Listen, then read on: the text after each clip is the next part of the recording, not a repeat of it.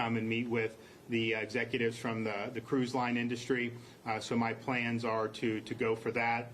I do have some news to report in terms of the infections. Now, we had an individual in Manatee County who had been infected. He was in the hospital, had underlying conditions. CDC changed the guidance about who should be tested, so even though he had not traveled, because he was hospitalized and had the respiratory problems, he was then tested. Once that guidance changed, tested positive. He had come into contact with a number of the healthcare workers in the hospital, so he had a number of people who were self-isolating, and that's still going on now. There were 5 folks who were considered high risk to have acquired it and who showed symptoms. All 5 of those have initially tested negative. Now, they're going to still have to be self-isolating for 14 days, but we were happy to see that. It doesn't mean that they can't test positive in the future, but that was a good thing. That individual who was infected is now at home, so he's self-isolating at home and recovering at home. I'm also pleased to announce that I am requesting $25 million from the state legislature to be appropriated in this current year for the Department of Health so that we can use immediately upon my signature to assist with the COVID-19 response. Some of the things that, and we heard again from here today, lab supplies, personal protective equipment, additional personnel in the case of a surge of cases, and then also additional communications to the general public as well as our healthcare providers. And both the Speaker of the House and the Senate President have indicated that they're fully supportive of doing what we need to do to continue to support the effort. We're happy to see the President sign the bill today for federal funds. You know, we think we will get at a minimum $27 million, probably more, from the federal government. We did yesterday get a notice from HHS that we're getting an extra $500,000 for immediate assistance for response. So things like lab equipment and staffing, we'll be able to put that hopefully immediately to those needs. And so the state of play in Florida is that the risk to the general public remains low. If you look at how the data from these infections, whether it's China, South Korea, Italy, even the United States, you have a profile of who this virus is most likely to affect most negatively, and that is elderly people, frail, and people with underlying conditions. South Korea had over 5,000 cases that they've reported. They've not had a single fatality for people under 30 years of age, and they had very few under 50. So that is what we're dealing with as of now. And so we put out guidance to the nursing homes, the assisted living facilities, making sure that they're restricting entry into their facilities. You certainly do not want anybody having any symptoms going into these places. And so we really believe that the elderly and the and folks that have conditions are the most at-risk members of our community for this. But as of now, we still don't have community transmission. These are isolated cases. Now, we obviously expect to see more cases test positive. It's just the nature of it. And we're continuing to work with the folks locally as new cases present themselves. But as of now, we have not had any new person in the last 24 hours test negative, and we did get the 5 or test positive, excuse me, and we got 5 negative test results from those healthcare workers who were working with the individual who was hospitalized out of Manatee County. With that, take some questions. Governor, is there a shortage of test kits, and are we seeing more on the way and when?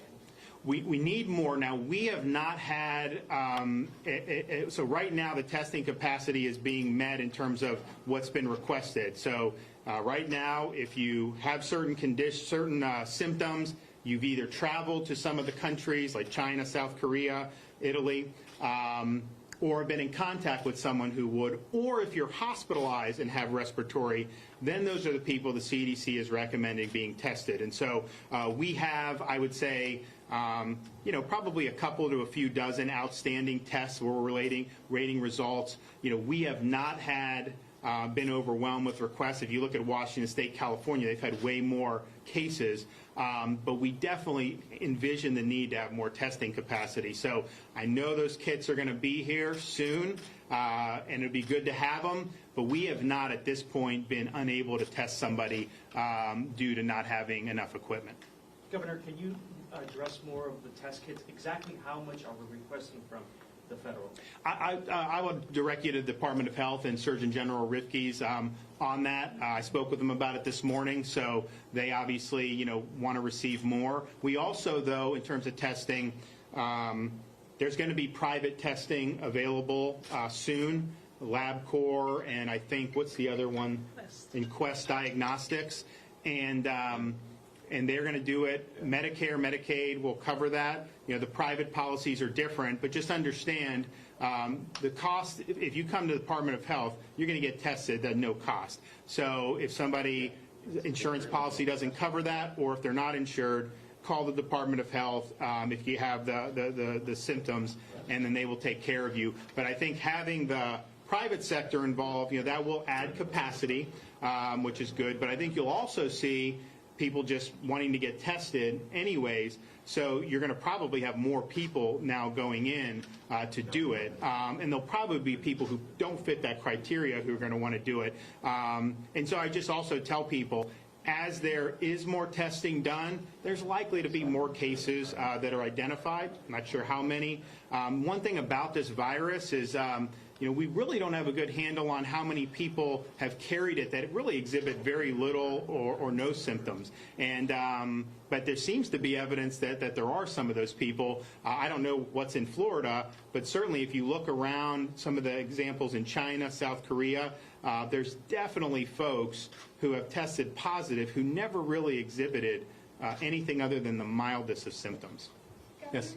So, you talked about what the insurance companies are doing to help, but what about those other hassles or financial barriers people are going to incur from this, such as if they have to take time off of work to isolate themselves, or if they can't get out to the grocery store? Is there anything in the works to help with those kinds of hurdles?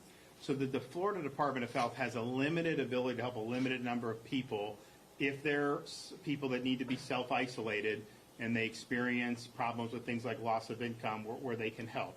And so you need to talk to your local folks about that. At the end of the day, it's better to be safe and err on that side. And what we've told employers is, in this situation, if somebody that's been in contact, traveled, developed some of the symptoms, and they're told to self-isolate, you're going to lose less by having them go through that and then coming back healthy than if they come to work sick and then infect other people in your workforce. And I think most employers have understood that. And so even as a health matter that you want to do that, but even as an economic matter, I think it makes more sense to do that. Governor, at the local level in Miami, we saw local authorities cancel major events because of this. Do you think they're jumping the gun? Is this something that you should be doing at the local level, you think? So the risk in Florida remains low. That has not changed. I think local communities are going to make decisions how they see fit. Now, it's not going to be me to second guess that. I will say from the CDC level and the state level, there's not guidance coming down from either DC or Tallahassee telling people to do that because the risk does remain low. Now, you did have the medical conference that was canceled in Orlando for Monday. The president was going to go, Azar, these people.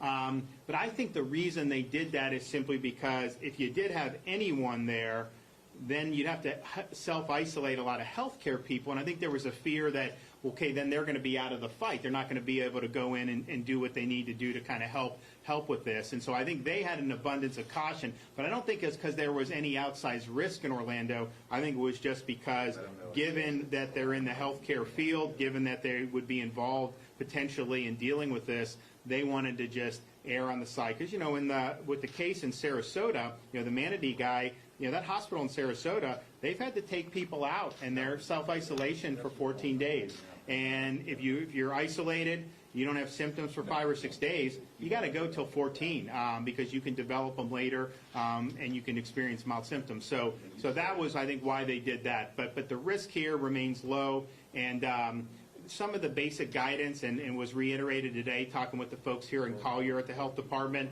is doing things like maintaining clean hands, washing your hands, doing all those things. That's not only good for COVID-19, that's also good to ward off the potential influenza. We've been telling people to get the flu shot, not because that has anything to do with COVID-19, but because if we can reduce the number of flu infections, then if you end up having more significant spreading of COVID-19, it takes some stress off the healthcare system, and they're going to be in a better situation, better able to manage the limited resources that we have. How do you think people are handling this? I know there's people worried about handling money. We can't get enough hand sanitizer. Are those concerns?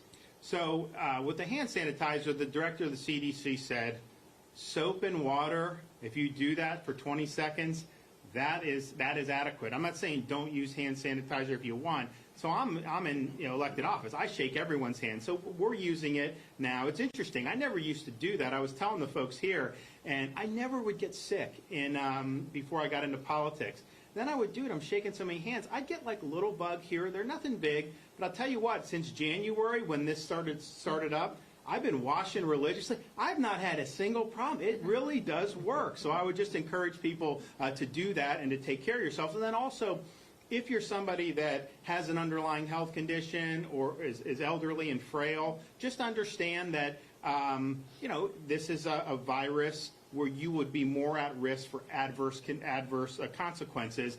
But it doesn't mean you should be scared, but that's just what we're seeing right now. And so people should take that into account, as they're making decisions. But there's no need to panic. The folks here, I'll tell you, in Collier, folks are lucky. I know the local government's been working great with the health department. These are folks who, really want to do the right thing for their community. And so my hat's off to them. They've been working really hard, and I think that the community here will be better off as a result. We got time for one more. Governor, quickly, have you heard from any local hospitals if anyone is in isolation? So if you talk to the Surgeon General, we have exactly where they are throughout the state. I don't have that breakdown with me right now. I don't know if there's any in Collier, but I think if you talk to them, the Florida Department of Health, they can let you know. I mean, we currently have, as I said, a couple dozen probably tests that are outstanding. So those would be people who qualified for being a person under kind of an investigation or under monitoring, developed symptoms, met other criteria. So we hope to be getting a number of test results back in the next 24 hours, and fingers crossed. But we were pleased that these healthcare workers initially came back negative, just because they had been in pretty close contact with this guy, and you just don't know. Although the hospitals obviously take a lot of precautions anyway. So talk to the Florida Department of Health, and they can let everybody know. I'll be meeting with the Vice President. If I have any more updates between at that time, then obviously we will let everyone know tomorrow. So thank you. All right. Thanks, guys. Yep.